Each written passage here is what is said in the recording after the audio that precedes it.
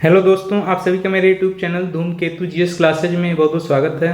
दोस्तों, हम लोग मॉडर्न हिस्ट्री के सीरीज को डिस्कस कर रहे हैं जिसमें हम लोग चैप्टर वाइज क्वेश्चन आंसर्स को डिस्कस करते हैं। तो उसी सीरीज को आगे बढ़ाते हुए आज हम लोग चैप्टर 5 को डिस्कस करेंगे जिसमें हम लोग ब्रिटिश आर्थिक व्यवस्था को स्टडी करेंगे। इससे पहले जो 4 चैप्टर आए थे उसमें हम लोगों ने ईस्ट इंडिया कंपनी का जो क्षेत्रीय विस्तार था उसको हम लोगों ने डिटेल में क्वेश्चन आंसर के रूप में देखा। तो अब हम लोग देखेंगे कि इनकी आर्थिक नीतियाँ कौन सी थी और उससे भारतीय अर्थव्यवस्था पर क्या प्रभाव पड़ा। तो ये चैप्टर काफ़ी इंपॉर्टेंट होने वाला है। आप देखेंगे कि यूपीएससी में भी इस चैप्टर से क्वेश्चन पूछे जाते हैं काफ़ी ज़्यादा। मैं उसको भी डिस्कस करते हुए चलूँगा तो उससे एक कॉन्सेप्ट आपका बिल्डअप होते जाएगा। तो वीडियो को ध्यान से देखिएगा और जो भी फैक्ट मैं बताऊँगा उसको ध्यान से सुनिएगा। और एक बार अगर आप रिवाइज कर लेंगे पूरे लेक्चर को तो आपको कभी नहीं भूलेगा। चलिए आइए स्टार्ट करते हैं।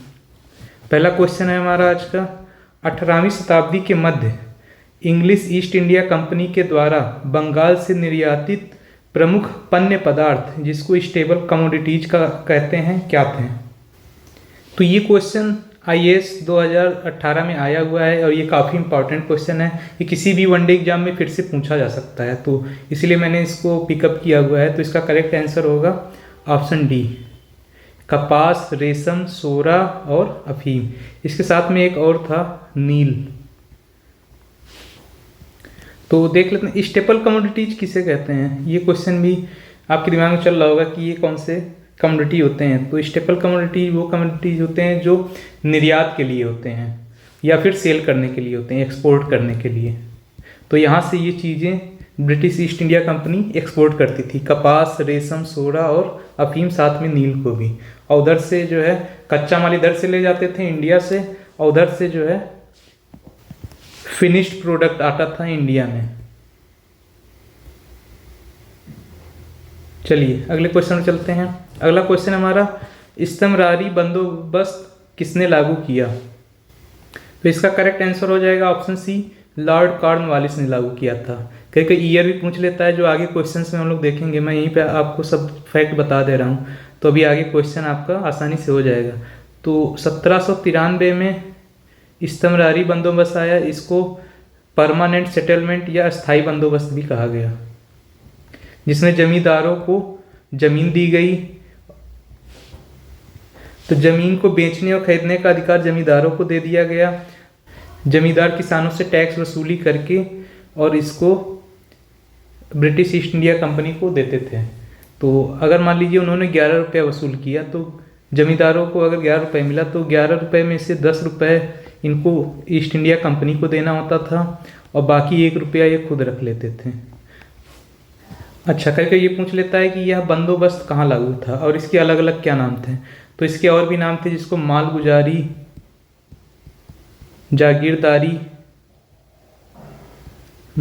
जागीरदारी भी कहते थे। और परमानेंट सेटलमेंट इंग्लिश में कहते थे, हिंदी में स्थायी बंदोबस्त कहते थे, जो कि जमींदारों के साथ किया गया था। चलिए अगले क्वेश्चन में चलते हैं। अच्छा, एक चीज़ और देख लेते हैं कि किन क्षेत्रों में लागू किया गया था। तो ये याद रखिएगा, बंगाल में सबसे पहले लागू किया था, बंगाल, फिर उड़ीसा,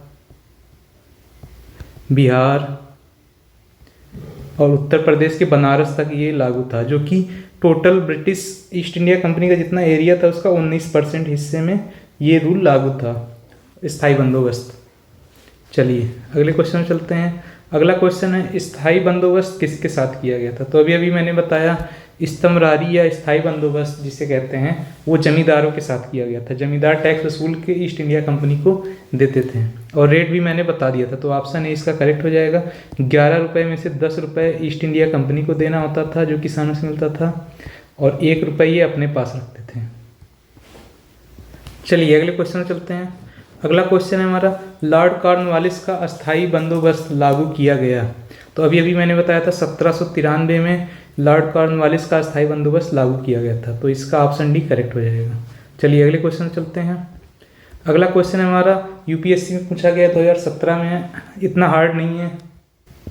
इससे वनडे एग्जाम में क्वेश्चंस बन सकते हैं। कभी कभी यूपी पीसीएस में भी ये क्वेश्चन उठा के पूछ लेगा, तो इसलिए डिस्कस करना बहुत ज़रूरी है। इससे आपको एक थोड़ा सा अच्छा नॉलेज भी मिलेगा। तो क्या कह रहा है स्टेटमेंट, निम्नलिखित में से कौन ब्रिटिश शासन के दौरान भारत में रैयतवाड़ी बंदोबस्त के प्रारंभ किए जाने से संबंध था या थे।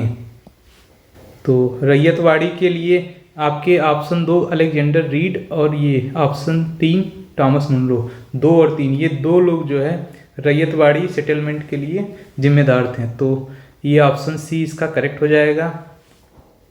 और रैयतवाड़ी बंदोबस्त किसके साथ किया गया? रैयत मतलब होता है किसान, किसानों के साथ डायरेक्ट ये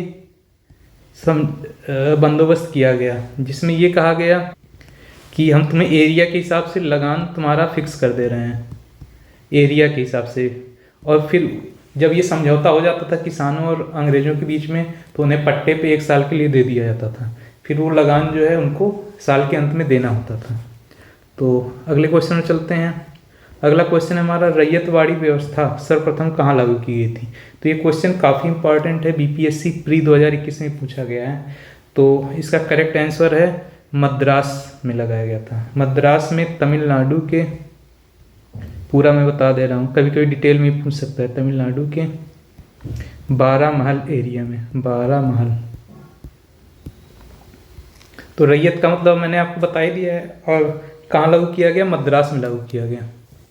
और ईयर भी कभी पूछ लेता है, तो 1792 ईस्वी में। किसने लागू किया? अलेक्जेंडर रीड ने, अलेक्जेंडर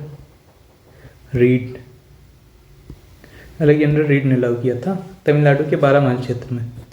चलिए अगले क्वेश्चन चलते हैं। भू राजस्व की स्थायी बंदोबस्त एवं रैयतवाड़ी प्रणाली क्रमशः शुरू की गई। तो सबसे पहले क्या लिखा है? स्थायी बंदोबस्त। तो स्थायी बंदोबस्त बंगाल में शुरू हुआ था और रैयतवाड़ी मद्रास में। तो ऑप्शन ए इसका करेक्ट हो जाएगा। चलिए अगले क्वेश्चन में चलते हैं। सर टॉमस मुनरो भू राजस्व बंदोबस्त से संबंधित थे। तो अभी अभी हमने बताया था टॉमस मुनरो जो है रैयतवाड़ी बंदोबस्त से संबंधित है, तो इसका ऑप्शन सी करेक्ट हो जाएगा। और एक नाम और भी उससे जुड़ा हुआ है, अलेक्जेंडर रीड, उसको भी याद रखिएगा। तो ये क्वेश्चन काफ़ी इंपॉर्टेंट है। आगे चलते हैं। अगला क्वेश्चन हमारा, ब्रिटिश व्यवस्था में रैयतवाड़ी भू राजस्व संग्रह प्रचलित था। अभी रैयतवाड़ी का एरिया पूछ रहा है, तो अभी अभी मैंने बताया मद्रास में, यानी कि दक्षिणी भारत में, और साथ में पश्चिमी भारत महाराष्ट्र में भी, बम्बई प्रेसिडेंसी में भी लागू था। तो वहाँ किसने लागू किया था? एल्फिंस्टन ने, एल्फिंस्टन ने यहाँ पे लागू किया था। पश्चिमी भारत, ये बम्बई प्रेसिडेंसी जिसको बोलते थे, तो पश्चिमी भारत और दक्षिणी भारत दोनों जगह पे लागू था। साथ में असम के कुछ क्षेत्रों पे लागू था। और ये टोटल ब्रिटिश एरिया का 51% जगह पे लागू था। चलिए अगले क्वेश्चन में चलते हैं। अगला क्वेश्चन होगा हमारा, मद्रास के रैयतवाड़ी बंदोबस्त से कौन संबंधित रहा था? तो अभी अभी मैंने बताया कि टॉमस मुनरो और एल्फिंस्टन दोनों का संबंध था, लेकिन एल्फिंस्टन ने बम्बई प्रेसिडेंसी में लागू किया था और मद्रास में टॉमस मुनरो ने लागू किया था। तो ये चीज़ याद रखिएगा। चलिए आगे चलते हैं, इसका ऑप्शन सी करेक्ट होगा। अगले क्वेश्चन में चलते हैं। अंग्रेजों ने रैयतवाड़ी बंदोबस्त कहाँ लागू किया था? तो अभी अभी मैंने बताया था कि मद्रास प्रेसिडेंसी में लागू किया था, जिसमें टॉमस मुनरो और अलेक्जेंडर रीड का नाम आता है, और बम्बई प्रेसिडेंसी में लागू किया गया था। तो ये ऑप्शन जो डी वाला है आपका, जिसमें मद्रास और बम्बई दोनों हैं, तो ये ऑप्शन आपका करेक्ट हो जाएगा। क्यों? क्योंकि बम्बई में भी लागू किया था। बम्बई में किसने लागू किया था? ये एल्फिंस्टन ने लागू किया था बम्बई में, और मद्रास में टॉमस मुनरो और अलेक्जेंडर रीड ने लागू किया था। चलिए अगले क्वेश्चन में चलते हैं। रैयतवाड़ी बंदोबस्त के संदर्भ में निम्नलिखित कथनों पर विचार कीजिए। तो ये IAS यूपीएससी में पूछा गया है, और इससे छोटे छोटे क्वेश्चन बना के वनडे एग्जाम में पूछ लेते हैं। स्पेशली RO की अगर कोई तैयारी कर रहा है तो इस तरह क्वेश्चन जरूर ध्यान दें, क्योंकि आजकल क्वेश्चंस का लेवल काफ़ी बढ़ चुका है। तो चलिए देखते हैं क्या कह रहा है। सबसे पहला स्टेटमेंट क्या है? रैयतवाड़ी से रिलेटेड, किसानों द्वारा लगान सीधे सरकार को दिया जाता था। ये बात बिल्कुल सही है। दूसरा, सरकार रैयत को पट्टे देती थी, ये भी बात सही है। कर लगाने के पूर्व भूमि का सर्वेक्षण और मूल्य का निर्धारण किया जाता था, तो ये भी बात सही है। इसमें तीनों स्टेटमेंट अपने आप में रैयतवाड़ी बंदोबस्त को एक्सप्लेन कर रहे हैं। तो ये तीनों ऑप्शन करेक्ट हैं, इसको ध्यान से याद कर लीजिएगा, इससे घुमा घुमा के क्वेश्चन बनता रहता है। तो इसका ऑप्शन सी करेक्ट हो जाएगा। इसमें रैयत का मतलब मैंने बताया था किसान, तो किसानों से सीधे बंदोबस्त किया गया था, सीधे सरकार को लगान देते थे। दूसरी चीज़, सरकार रैयत यानी किसानों को ज़मीन पट्टे पर देती थी, और पट्टे पे देने से पहले वो भूमि का सर्वेक्षण करके मूल्य का निर्धारण कर देती थी। तो जब किसान जो एग्री होता था वो उसको लेता था और साल के अंत में उसको उतना लगान दे देता था जो पहले से निर्धारित होता था। चलिए अगले क्वेश्चन में चलते हैं। अगला क्वेश्चन है, असम में सर्वप्रथम चाय कंपनी कब स्थापित हुई थी? तो असम में ऑप्शन सी इसका करेक्ट हो जाएगा, 1839 में दी असम टी कंपनी के नाम से स्थापित हुई थी 1839 में। और ये आर 2016 में देखिए आया भी हुआ है, तो इसको याद रखिएगा। अगले क्वेश्चन में चलते हैं। किसने यह विचार किया था कि भारत में ब्रिटिश आर्थिक नीति घिनौनी है? तो इस क्वेश्चन में लोग कंफ्यूज होंगे दादा भाई नौरोजी और कार्ल मार्क्स के बीच में। तो इसमें जो विचार किया गया था, विचार अगर पूछेगा तो वो कार्ल मार्क्स का ये आंसर सही हो जाएगा, क्योंकि इन्होंने ही कहा था कि भारत में ब्रिटिश आर्थिक नीति घिनौनी है। तो ये कार्ल मार्क्स का स्टेटमेंट था, इसको याद रखिएगा। दादा भाई नौरोजी से कंफ्यूज मत होइएगा, अभी इनका भी डिस्कशन आगे हम लोग करते रहेंगे। चलिए अगले क्वेश्चन में चलते हैं। दक्षिण भारत में सिंचाई व्यवस्था का अग्रदूत किसे माना जाता है? तो इसका करेक्ट आंसर होगा option A, sir Arthur cotton. Sir Arthur cotton, देखिए कॉटन नाम में जुड़ा हुआ है, तो इससे आप याद रख सकते हैं कि ये खेती से जुड़ा था, यानी सिंचाई से इसकी जुड़ा हुआ था। चलिए अगले क्वेश्चन में चलते हैं। अगला क्वेश्चन है, इतिहास, भारत के इतिहास के संदर्भ में निम्नलिखित युग्मों पर विचार करिए। ये देखिए यूपीएससी 2020 में आया हुआ क्वेश्चन है, और इसमें तीनों में से बहुत सारे क्वेश्चन बनेंगे जो किसी भी वनडे एग्जाम में या आरओ में पूछे जा सकते हैं। तो ध्यान से देखिए। सबसे पहला कह रहा है औरंग, जिसका मतलब है राजकोष का प्रभारी। दूसरा बेनियान, इसका मतलब है ईस्ट इंडिया कंपनी का भारतीय एजेंट। तीसरा है मिरासीदार, तो इसका मतलब है राज्य का नामित राजस्व दाता। तो इसमें से पूछ रहा है कौन कौन से युग्म सही सुमेलित हैं। तो मैं आपको बता दूं, औरंग का मतलब होता है राजकोष का प्रभारी नहीं, ये गलत है स्टेटमेंट। इसका मतलब होता है कि गोदाम जहाँ पे सामान रखे जाते हैं, या फिर वर्कशॉप, वर्कशॉप को औरंग कहा जाता है। दूसरा बेनियान, बेनियान या बनिया जिसको कहते थे, तो वो क्या होता था, जो भारतीय काश्तकार होते थे या भारतीय कारीगर होते थे और ईस्ट इंडिया कंपनी, इन दोनों के बीच में ये लोग एक तरह के एजेंट के रूप में काम करते थे, बिचौलिए का काम करते थे। तो ये ऑप्शन आपका सही हो गया, ये गलत हो गया, एक गलत है, दो सही है। तीसरा देख लेते हैं मिरासीदार। मिरासीदार राज्य का नामित राजस्व दाता, हाँ, तो मिरासीदार का मतलब यही होता था। तो ऑप्शन 2 और ऑप्शन 3 ये दोनों जो है सही हैं। तो ये कौन से ऑप्शन में? ऑप्शन बी में है, तो ये ऑप्शन बी इसका करेक्ट हो जाएगा। तो इसको याद रखिएगा, जितनी भी चीज़ें मैंने इसमें बताई है किसी वनडे एग्जाम में पूछेगा ही पूछेगा। आपने यूपी पेट का एग्जाम दिया होगा 2023 वाला, तो आपने देखा होगा कि क्वेश्चन का लेवल कैसा पूछने लगा है। तो ध्यान से देखिए, चीज़ों को थोड़ा और डीप में स्टडी करने की कोशिश करिए। चलिए आगे चलते हैं। अगला क्वेश्चन है हमारा, आर्थिक तौर पर 19वीं शताब्दी में भारत पर अंग्रेजी शासन का एक परिणाम था। ये भी यूपीएससी 2018 में पूछा हुआ है। तो ये कोई बहुत वैसा क्वेश्चन नहीं है, किसी भी एग्जाम में पूछा जा सकता है, इसीलिए मैंने इसको पिकअप किया है। तो इसका करेक्ट आंसर हो जाएगा भारतीय कृषि का वाणिज्यीकरण। तो सबसे बड़ा परिणाम क्या था? भारतीय कृषि का वाणिज्यीकरण, मतलब कि कॉमर्शलाइजेशन। क्यों कहा गया इसको ऐसा? कॉमर्शलाइजेशन का मतलब है कि अब कमर्शियल प्रोडक्ट की खेती होने लगी, जैसे चाय हो गया, रबड़ हो गया, कॉफ़ी हो गया। तो ये सब क्या थी? कॉमर्शियल प्रोड्यूस थी। तो कॉमर्शियल एग्रीकल्चर प्रोड्यूस का खेती होने लगा, और इसी तरह से जो है एक नील भी जोड़ दीजिए।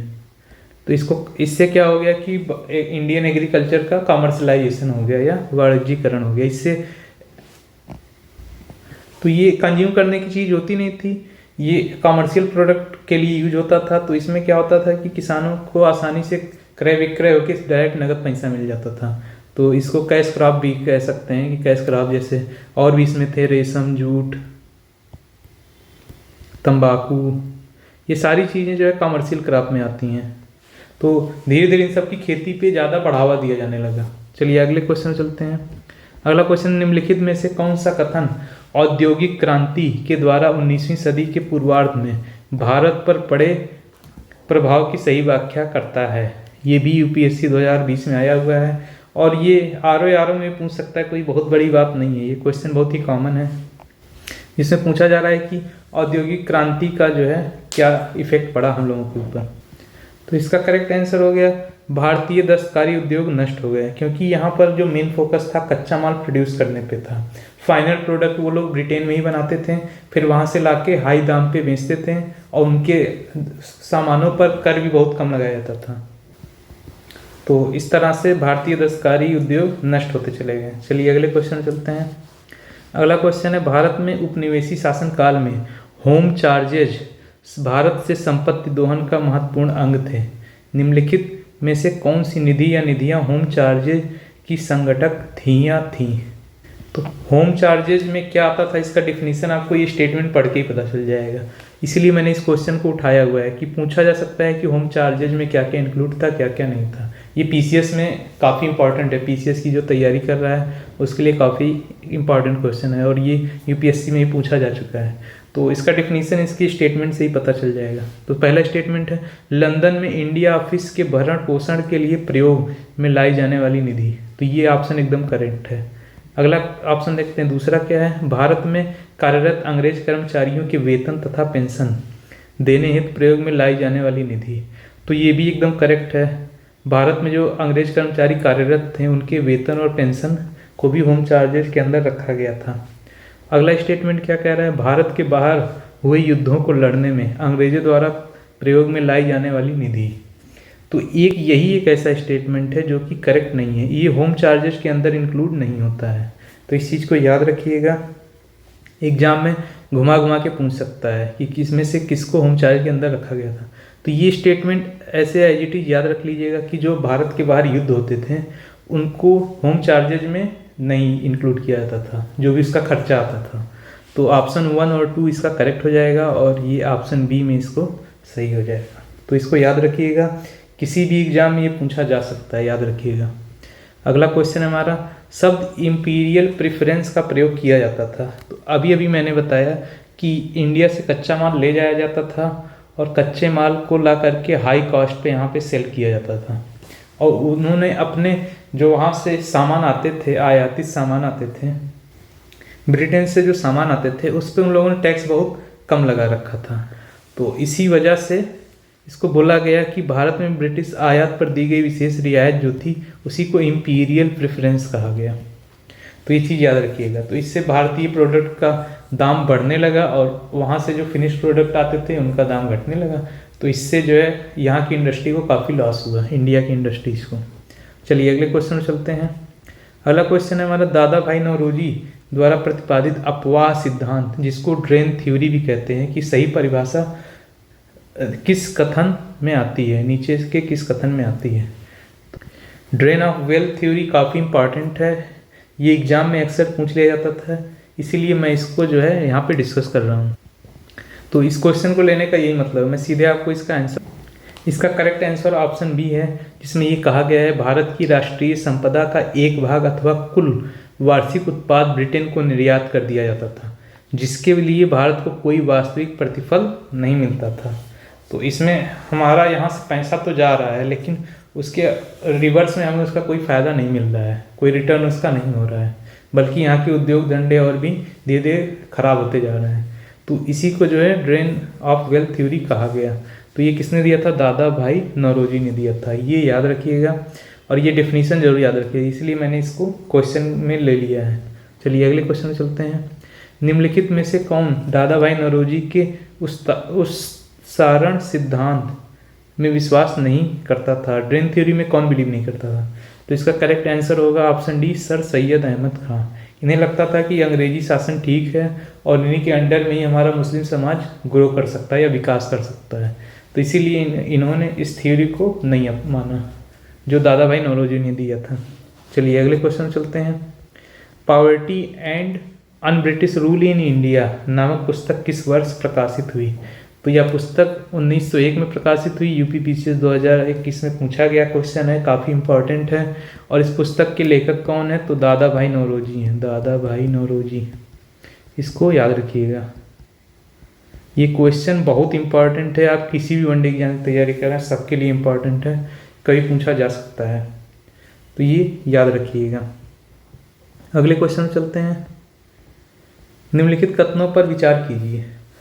किससे रिलेटेड है कथन? दादा भाई नौरोजी की भारतीय राष्ट्रीय आंदोलन को सर्वाधिक प्रभावी देन थी कि, तो ये यूपीएससी 2012 में पूछा गया क्वेश्चन है और इनका एक ही योगदान था कि उन्होंने इस बात को अभिव्यक्त किया कि ब्रिटेन भारत का आर्थिक शोषण कर रहा है। तो दादा भाई नौरोजी ने जो भी कॉन्सेप्ट दिया ब्रिटिश के अगेंस्ट, वो केवल आर्थिक नीतियों से संबंधित था, ना कि इसमें जैसे मेंशन किया गया है भारतीय ग्रंथों की व्याख्या और भारतीयों में आत्मविश्वास जगाए, ऐसा कुछ नहीं था। उन्होंने सामाजिक बुराइयों का निराकरण किया, ये भी नहीं सही है। तो ये सब नहीं किया उन्होंने सिर्फ और सिर्फ आर्थिक शोषण के बारे में डिस्कस किया और उसको अपने एक बुक में लिखा, the poverty and un British rule in India में। तो ये चीज़ याद रखिएगा इनसे रिलेटेड। इनका जो मेन मोटो था वो यही था कि जो आर्थिक शोषण है उसको दुनिया के सामने लेकर आना, जो ब्रिटेन भारत के साथ कर रहा है। चलिए अगले क्वेश्चन में चलते हैं।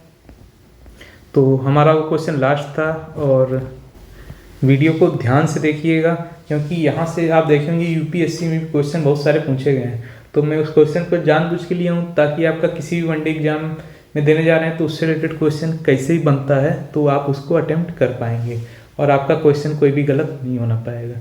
तो ये होप करता हूँ कि आपकी तैयारी अच्छी चल रही होगी और अगर आपने और वीडियोज़ नहीं देखे हैं चारों तो उसको ज़रूर देखिएगा सीरीज से, तो आपको अच्छे समझ में आएगा। और यूट्यूब पे पहली बार ऐसा है कि आपको एक चैप्टर वाइज अच्छे से क्वेश्चन का एक्सप्लेनेशन सहित रिवीजन हो रहा है। तो अगर आप रिवीजन पर्पज़ से देख रहे हैं तो भी ये फ़ायदेमंद है और अगर आप फर्स्ट टाइम भी देख रहे हैं तो भी आपको समझ में आएगा क्योंकि सीक्वेंस क्वेश्चन का ऐसे ही रखा गया है। तो प्रैक्टिस बहुत ज़रूरी है, करते रहिएगा। And thank you for watching. Channel को सब्सक्राइब कर दीजिएगा और दोस्तों के साथ शेयर जरूर कर दीजिएगा। Thank you very much.